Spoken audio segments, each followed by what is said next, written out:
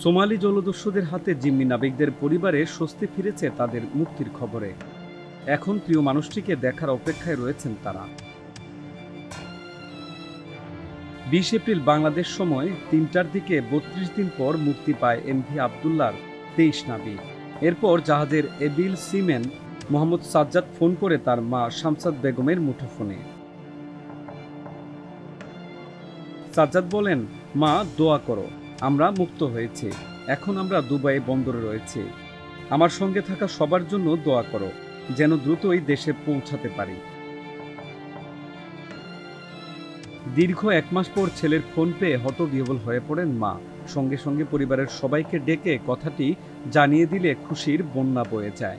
ভাই এর মনে হয় দীর্ঘ 30 দিন পর ছাড়া পাইছি শুনে আমাদের মানে খুব আনন্দ লাগছে।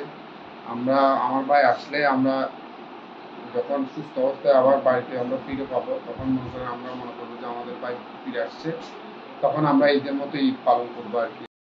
জাহাজটি সংযুক্ত আরব আমিরাতের আল হারমিয়া বন্দর থেকে চট্টগ্রামে আসতে আরও 20 থেকে 25 দিন সময় লাগতে পারে বলে সাজ্জাদ জানিয়েছেন তার স্বজনদের। এদিকে জাহাজ কর্তৃপক্ষ স্বজনদের আশ্বস্ত করেছেন, জাহাজটি কয়লা খালাসের পর আবার পণ্য বোঝাই করে চট্টগ্রামে ফেরার কথা রয়েছে। আর জাহাজের 2 নাবিক আগে বিমানযোগে ফেরার সিদ্ধান্ত নিলেও তারা এখন সিদ্ধান্ত পরিবর্তন করেছেন। এখন 23 নাবিকই জাহাজে করে ফিরবেন। বর্তমানে নাবিকরা সবাই ভালো আছেন এবং সুস্থ আছেন। গত 12 মার্চ দুপুরে ভারত মহাসাগরে সোমালি জলদস্যুদের কবলে পড়ে বাংলাদেশের কবির গ্রুপের এসআর শিপিংয়ের মালিকানাধীন জাহাজ এমভি আবদুল্লাহ মোজাম্বিক থেকে 55,000 টন কয়লা নিয়ে সংযুক্ত আরব আমিরাতে যাচ্ছিল জাহাজটি।